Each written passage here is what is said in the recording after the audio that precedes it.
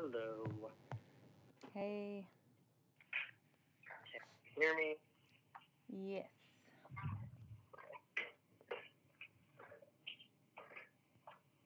Check 1, 2. Check 1, 2.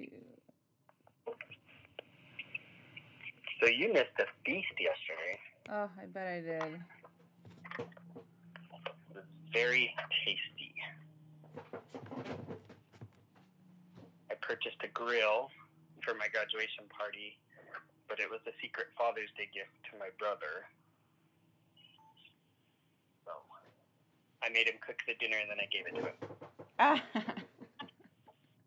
Sounds like a res trick. Yeah. Tricked him to... Well, you didn't trick him. You, made him cook dinner, and he's probably just going to keep cooking on there. Well, he kept saying whenever I move, he's going to have to buy a grill. He was telling Kobe. He didn't know that I intended on giving it to him for... It's been... Around here, it's been really difficult. I think the reservation is up to 50-some cases. 54, I think. Yeah. So, which, I mean, we're just now getting cases, and it's June. So, we've been kind of taking precautions since March. So that long. That kind of shows how, demographically it's traveling. I mean, out here, it's taking longer to get here because we're kind of out, but we'll see what happens. We've actually had a lot of deaths in our community, but none are COVID related.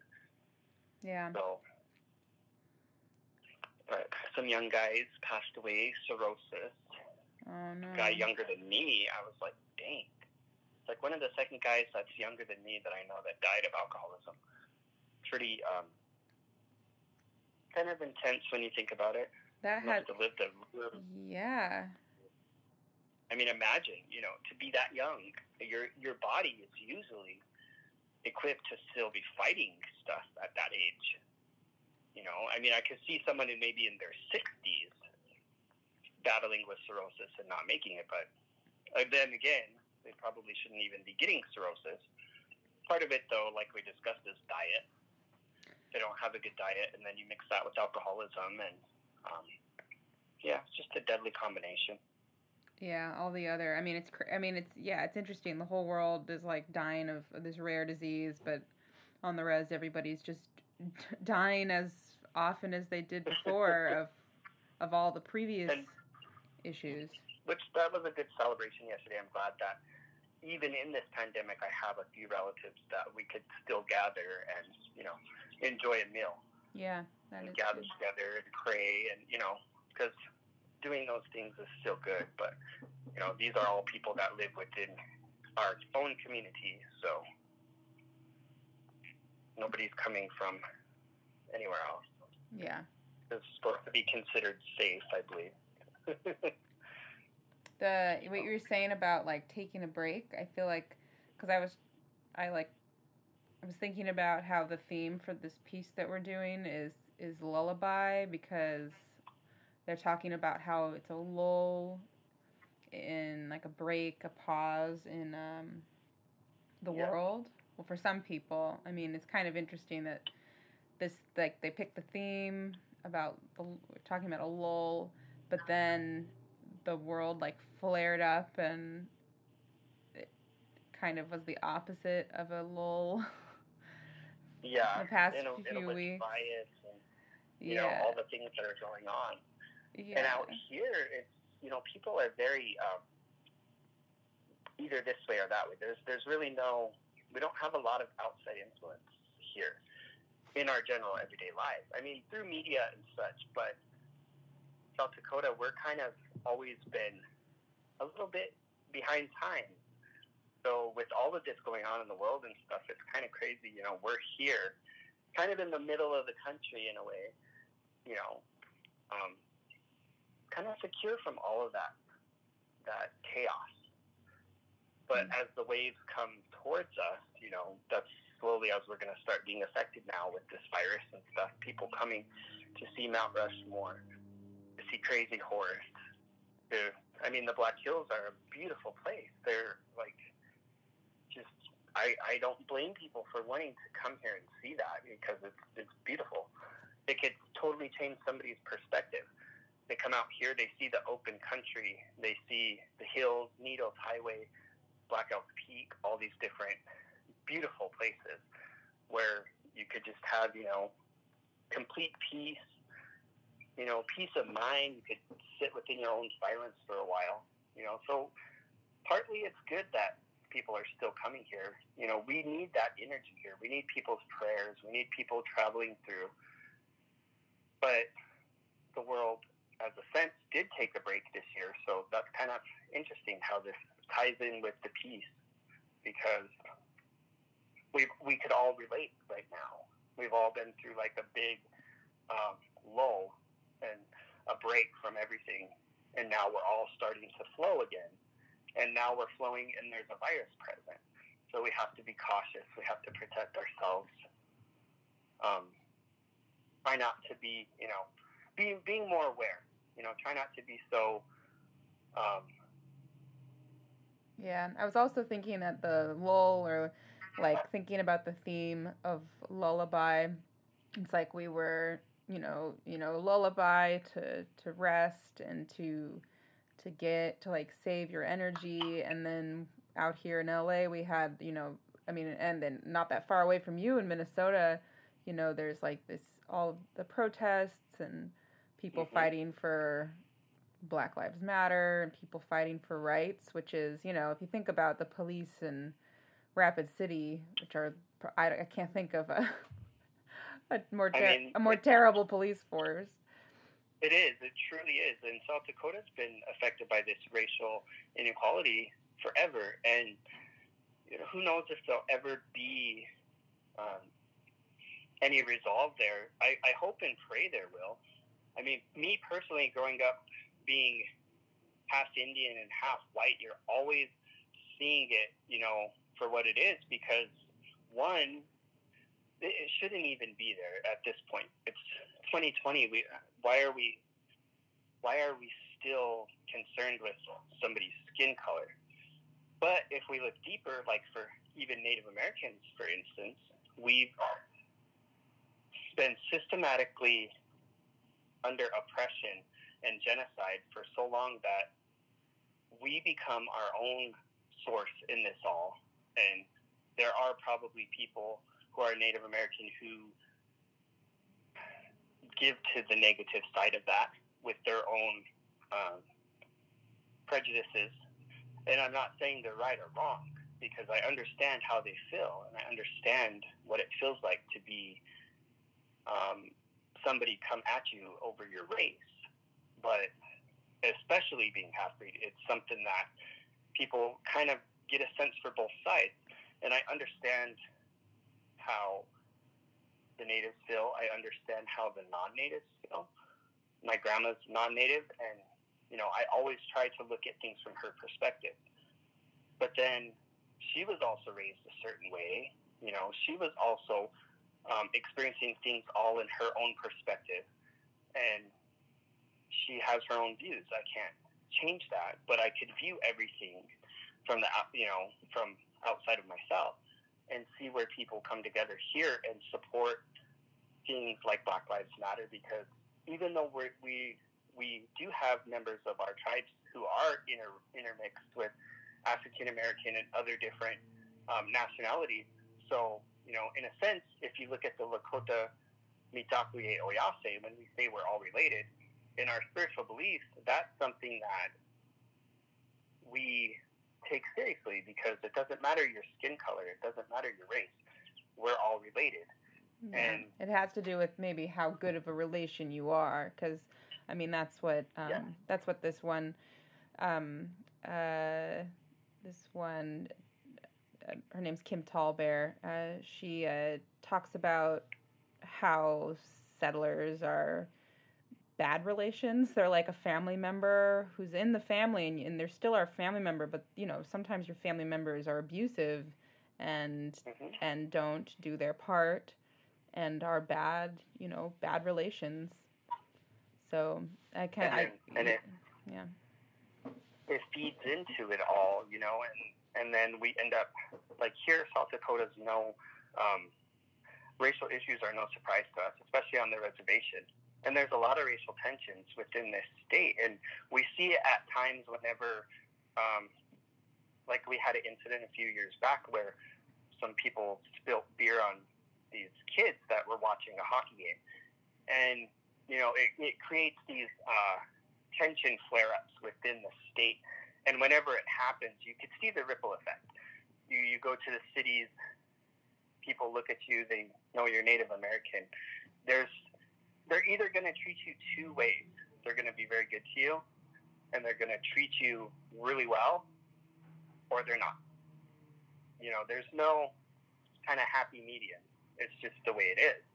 And especially right now, and when Standing Rock was going on, it's clearly defined.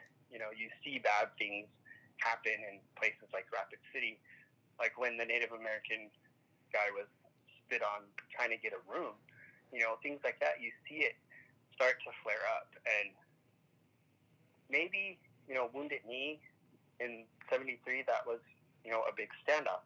Maybe it'll happen again at some point for standing off for the equal treatment of the Native people within the state of South Dakota, North Dakota, all through the Great Plains area, Montana, Wyoming. These are all places where Native American people were very prevalent, and the last Native American tribes lived here in these areas, and they fought against settlers. They fought against people coming in to take their lands because they were promised these lands under the treaties. So there's that huge racial tension that lies here in South Dakota. And I feel like with everything going on in the world, people may be starting to realize, that this race issue needs to come to a head in some sense, and it needs to be addressed, whether it's good or bad, because we all need to come down to the agreement that we're all people, we're all one. And if we learn to be one and be connected and all balance off of each other, like it says in the prophecies, the Native American prophecies, where we will all come together, maybe that's when we'll start to look past the race issue and start looking at more of a human issue, and how do we heal this? Because it's pain that's there. It's pain that's causing this. It's pain within the Native community. It's pain within the white community. I mean, you think of it in the Black community, all of these communities, all this pain that hasn't been healed. And so when we heal this pain and we come together as one nation and we stand together as brothers and sisters, that's when things change. And that's when the world will start to change. And maybe this lull in everything is going to help influence change for the future generations to come.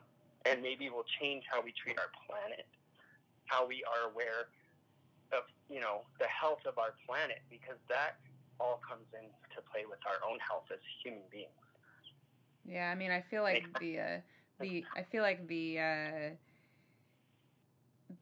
I try to understand why people are so hateful, especially to Native Americans, like especially in Rapid City and in South Dakota, like why they're so hateful. And I think it's because if we want to reach a place of actual relations, like functioning, a good, healthy, functioning relationship, it's like, I think all these people know, not even that deep in their hearts, but on a very surface level, they know that they're wrong for what they do, and I think they know that the land doesn't belong to them, and they know it, and that's why they're so vile and hateful, is because they know that they are in the wrong. And it's crazy to me that people know that they're wrong, but then they would rather be filled with hatred instead of act to change it. Because maybe that hatred is just really, a version of their confused pain, trying to learn how to heal and trying to accept the things that may have caused them pain, because that's all a part of healing. We have to learn to accept anything that pains us to heal from it, right? I mean, and they have to give things. They have to give back what's not theirs, and that's scary. I'm sure like the idea of paying reparations to the ancestors of slaves. I mean, it's like, oh, I have to lose a material thing in order to gain healing and trust, and like you have to lose the material ownership of the land in order to gain like healing and trust, and people just are rather act out of fear of losing something material instead of fixing the problem. Yes, exactly. I mean, it's I think it's sad for us sometimes, even as human beings, because some of the things that we face, these challenges, it's all in how we react to them, and how the world is reacting to a virus, how the world is reacting to racism, all these things. That's all going to have an impact on the world health in general. Because if we look at the world, like our own single organism, like if our body was a world, for example, our own health is determined on all these factors. So, is the world's health determined on all these factors like racism and, Black Lives Matter, things like that. Yeah. Natives say, we support that. We support Black Lives Matter because we see the racial inequalities for ourselves. We experience them ourselves. So like American Indian movement stands with Black Lives Matters, because in the 70s they had to stand together, and that helped bring a huge change. Here, things on the reservation were hard then. People experienced a lot of bad things that was going on here. And being where we are, where we're located, that, we didn't have a lot of outside influence or people to come and say, hey, they're treating those people wrong. We didn't have that. So American Indian Movement AIM, they came to Wounded Knee and they took a stand there to stand up for our people, to show what was going on here. And like the Oglala people here on Pine Ridge, we were like the last tribe to really settle down. Crazy Horse and Sitting Bull, they kept their people going. They didn't want that.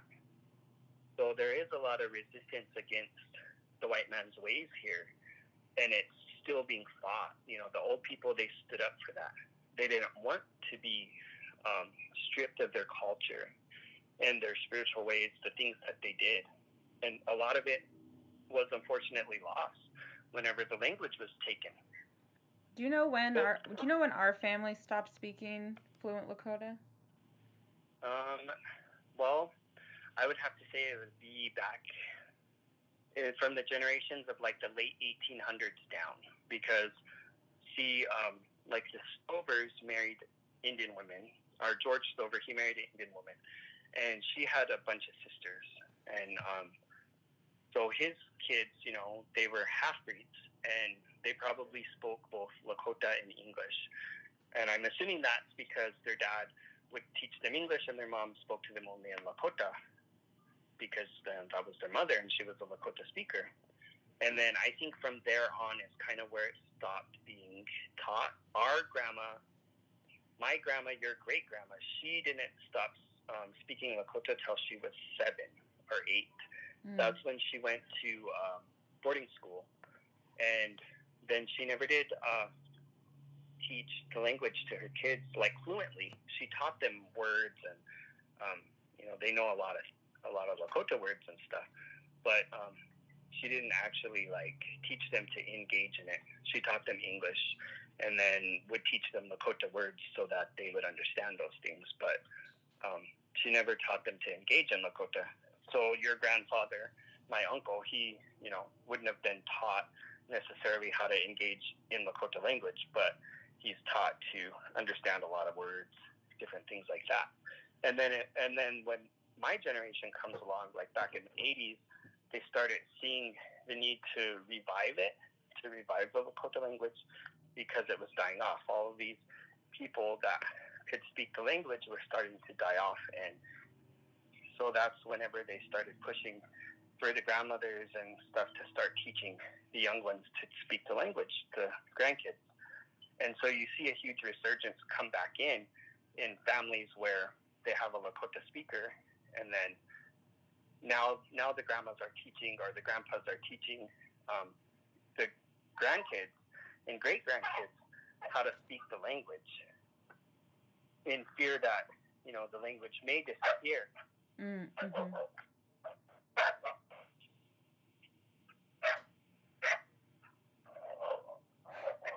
Who's that? That's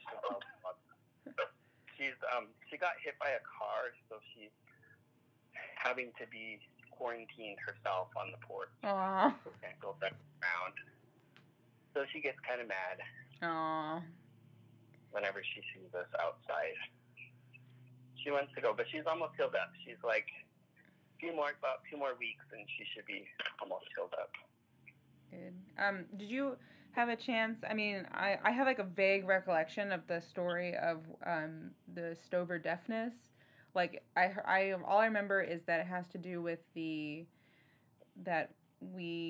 was a judge, and somebody put a curse on the judge to not hear us since he wouldn't listen. Judge Stover. Yeah, that was that's my great grandfather. So your third great. And he was a judge in Martin. And I did hear a story that there was a case and it was against the Indian, where the Indian was found guilty. And so the family, the mom, told him that she was going to curse him because he wouldn't listen to her son. And that could be where that came about. And so it would occur him, you know, his future generations paid that consequence by the hearing loss. And, you know, that is within the realm of the Native culture, because that wouldn't have been something he would have understood, though. But his children would, because his children were Native, and his children were raised with a mother who was teaching them, you know, the customs of the Lakota people, you know, the way they lived, and that all tied within to certain, you know, you did believe in things like that because it manifested and it was powerful. Mm-hmm. So I think it was sort of like a karmic thing too for him, you know, his future generations. Now in the spirit world, he sees his future generations being affected by him not being able to hear, so he has to see his relatives suffer that as he, you know, for his consequence. Wow, that's amazing. And he was obviously the judge, so he wasn't Indian. He was he was a white man. Yeah. He was a white man, and he came from, I think, West Virginia. It was a family of like 13 children from West Virginia, and he came out here, and he married Robinson. Her name was Jenny Robinson, I think. Was her name, and she's your third great, my great grandma, and her mother was Susie Shot in the Eye. Oh, right. Okay, yeah. That was her mother or grandmother? I think it's her mother. Her mother's name was Susan, and she's on the census, but it's really hard to trace because there's no last name. It just has her as Miss Robinson. Susan Robinson. Awesome. So I love those photos. I'm thinking Susan Shot in the Eye was either her grandmother or was her. I'm not 100% sure. It's kind of hard to get those records. I don't know why.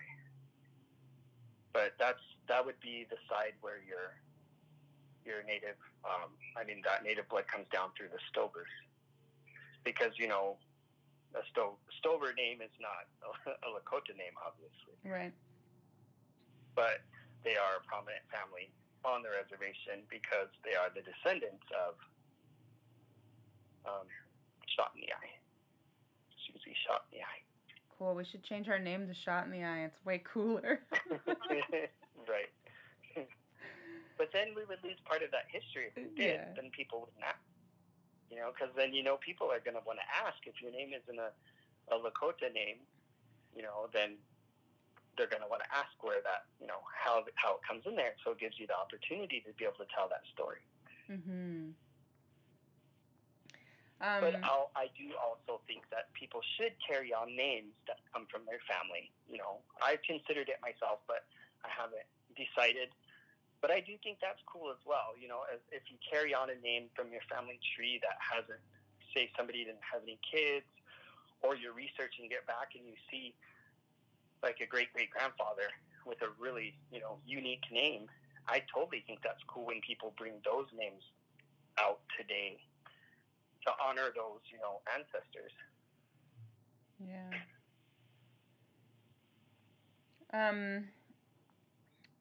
I wanted to let's talk a little bit about, I don't know, I'm just trying to work through some of the ideas so we have material. I wanted to talk about, I just wanted to get a description of what it's like in the evenings now out there.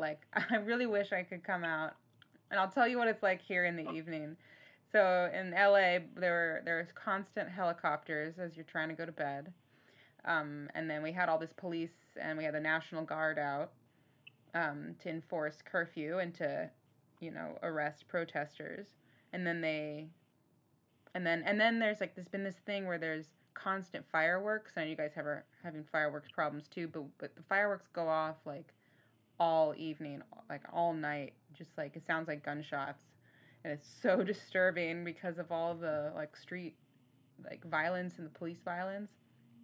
So going to sleep and the idea of a lullaby is just so much different in Los Angeles right now, because it's the city doesn't want you to go to bed, or they want you to go inside but not go to bed, stay inside. But here we have a curfew in place here, so normally in the summertime there would be a lot more action, but it's actually quite peaceful. There's none of what you said. Yeah. Not even protesters, I don't think. We're too small of a community. Everybody's intertwined. What would we really protest? But it's peaceful. It's completely quiet, actually. Around 9 o'clock is pretty quiet. You might hear a car go by every so often, and that'll be it. You'll hear the frogs and the crickets and the birds and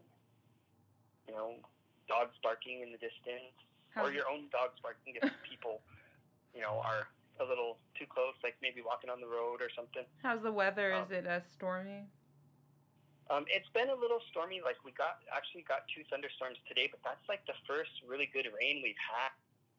Most of the time the storms have been skipping around and not really hitting us. But in the evening time, it's nice to watch the lightning off into the distance. I'll always see storms going to the north or to the south. And it's warm, good temperature, lots of lightning bugs out. Well, we live on a creek, so there's a lot of lightning bugs, which is really cool. That's nice. I really love that about my location. Being kind of on a creek bottom, you get to hear all the frogs and all the different birds that live in the trees. The owl, of course, the owls. There's 3 owls that live in these trees down here, so they talk to each other from different locations. It's pretty cool. It's nice. I think I found an owl feather last weekend. It was just laying in front of me. Ooh, that's a good sign. I know. It's really nice. It's Eat it. Striped. feed the spirits, and they'll start telling you what they're there for. But I'm sure your grandfather told you that as well.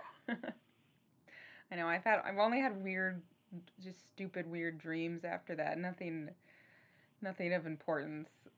I was like, oh, maybe I'll have nice dreams, interesting dreams, but they're just boring. And they don't have to come to you just in dreams. They can come to you at any time. You just have to be open to see them and to communicate with them. And it may not be in the form that you expect it to be. But if you open your mind to it, they communicate that way. It's kind of like an awkward understanding. You have this understanding, but you can't really explain how it goes. Like, there. Maybe I should tell. I don't think I recorded this before, but maybe since I'm recording now, I should tell it because I told you about the dream when my friend was sick. Okay, so my friend was admitted to the ICU in Montreal, and I was so worried, and so we were all very worried, and I was like praying like a lot, and I put out tobacco, and I left it out. I think on the second night it was out, and it had also been raining, and so the tobacco bowl got like full of water, and then that night when it rained, I had a dream that somebody who I was living with, who like kind of took the form of my roommate, but I knew it wasn't her. It was somebody I lived with in the house. We were outside next to the tobacco bowl, and they asked me, can I smoke this? And I normally, if somebody's like looking to roll tobacco, I obviously absolutely no to tobacco that's out for a reason. Like, you know what I mean? Like, I would never agree to let somebody take the tobacco. And so then I agreed. I was like, you can take the tobacco. Of course, you can smoke it. And so they did. They took it and they smoked it. And then when I looked at the bowl in the morning, it had been like rained out. Like the rain had like flooded the bowl. And then I found out soon later that he was going to be okay. Maybe like a day or two after that. But it was crazy. It was like I would never agree to that normally unless there was some reason. I don't know. Like if you look at it from, like maybe like a dream interpretation, it could definitely be, maybe whoever was coming to smoke that in your dream, maybe that was the prayer messenger or the person or the entity or the energy that was answering the prayers. Maybe that's how your dream interpreted that. And then you say he got better. So, maybe that was the reconfirmation, I guess, or reassurance that it was heard. Those prayers were being heard and telling you, that it was gonna, answer them by, because in your dream you're doing something that's not something you would normally do. Yeah, right? I was in total agreement. I mean, the other thing is I feel like it was a female of some sort, and like it was definitely a female. So maybe it was. I mean, Bill always said that, I had a grandmother of some sort there, like nearby. So I mean, I know they live with us, in some capacity. So yeah, those spirits, those grandmother spirits, a lot of times, they'll manifest like that for young women and stuff because they need that that nurturing guidance. It plays the role in that nurturing guidance that helps them remain to be compassionate and things like, that's what the grandmothers always teach in the ceremonies. They teach us to have compassion and be compassionate towards each other, to be good to each other, to kind of nurture one another, because that in itself helps heal. It helps people heal. Grandmothers are always kind of you even see it played in movies like that. When someone gets hurt, there's always almost like a grandmother figure or like a older woman figure that always takes care of the person and gets them back to health. So, spiritually, when the grandma, I think that's kind of what they signify. That nurturing side, maybe that side that we need to remember so that we could take care of ourselves, be nurturing to ourselves and to other people.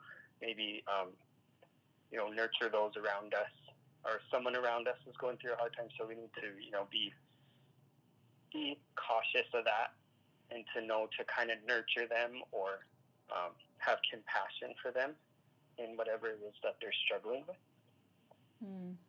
Yeah, I mean, okay, so where did you, I know you know a little bit of the history of that Lakota lullaby.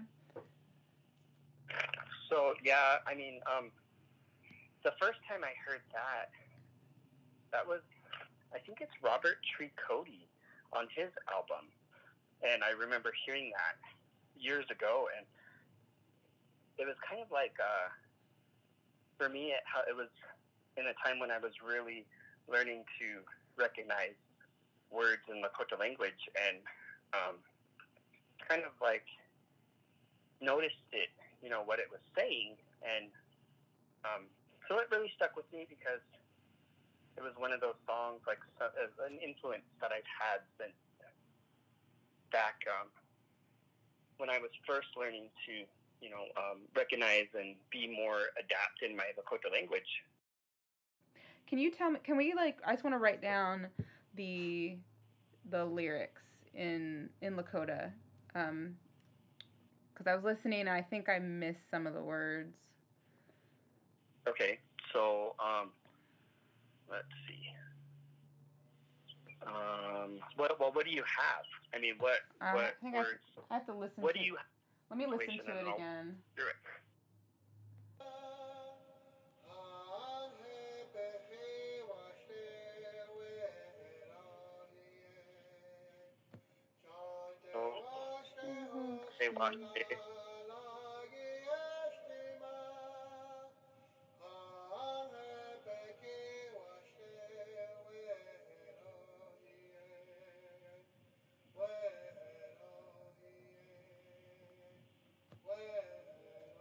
Okay, so I know Chante Washte Hokshila La Kieshtima. Yep. Hehepi or Happy. Happy Washte. Happy Ki. So when you would say Happy Ki, you're meaning to like the night, or Happy Ki Washte. The night is good. Happy Ki Washte. And then after that it's not a word? Nope, it just goes back into the rhythm. Yep. Yeah. And that's kind of how we typically compose the Lakota songs.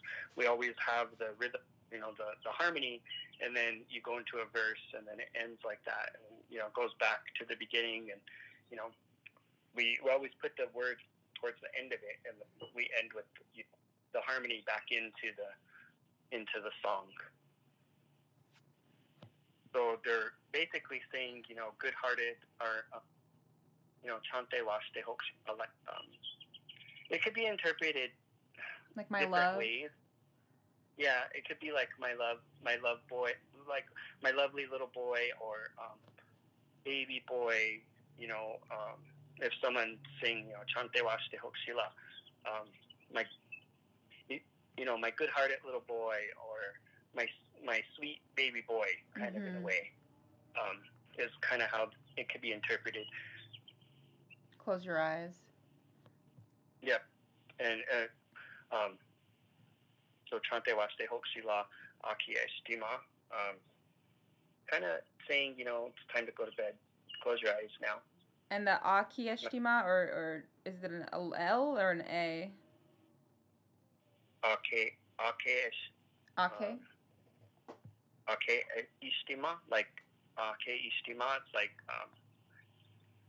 to go to sleep again, go back to sleep, or if you're saying, my good-hearted little boy, go back to sleep, you're singing them a lullaby. Say they woke up from a bad dream, and you're saying, in Lakota, you're telling them, my good-hearted little boy, or my lovely little boy, go back to sleep now.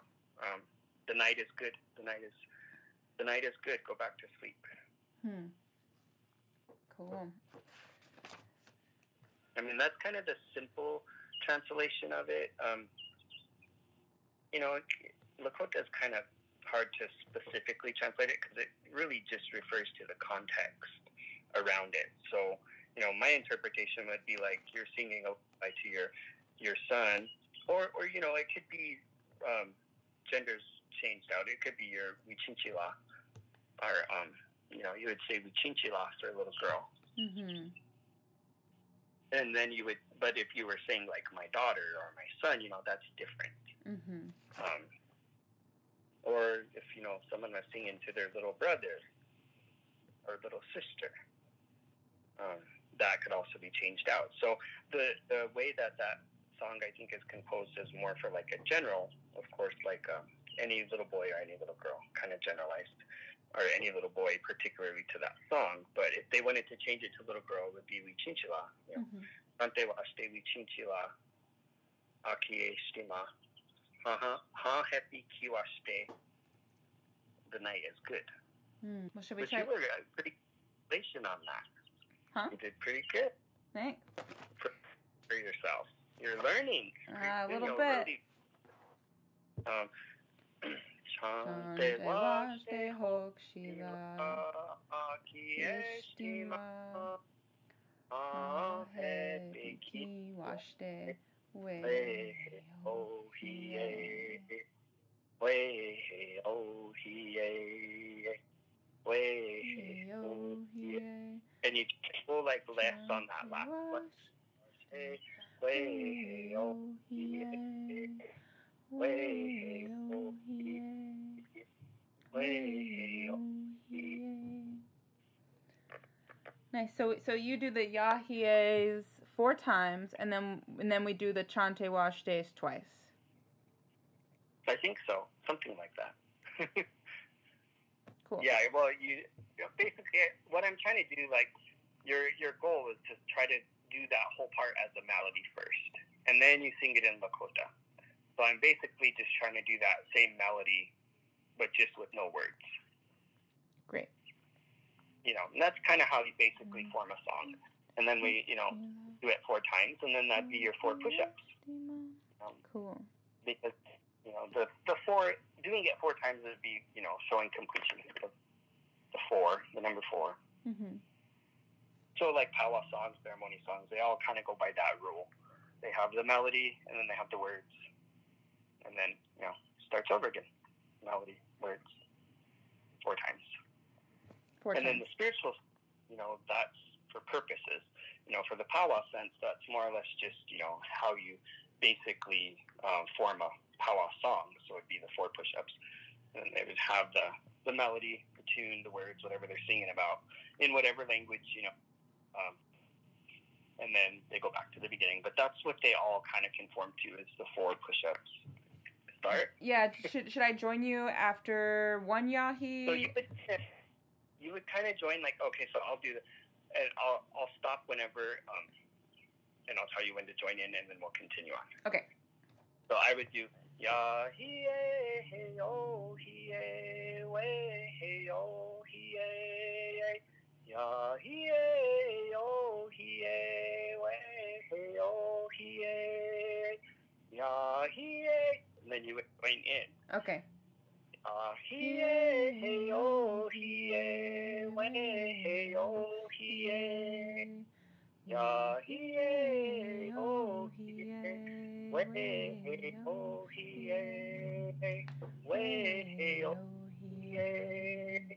And then I would say chante washte ho, and then you come in on hokshila akieshtima. Chante washte hokshila akieshtima. Ahepeki washte way yo way yo chante washte hokshila akieshtima. Ahepeki washte way oh he way oh he.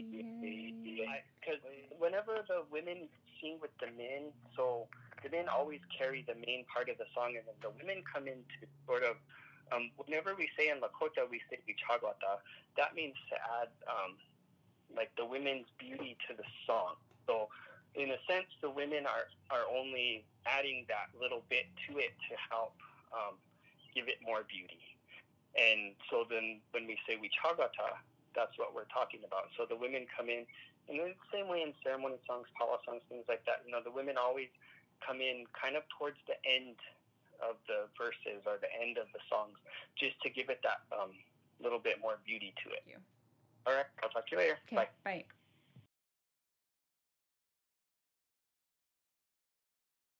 I will come in. Okay.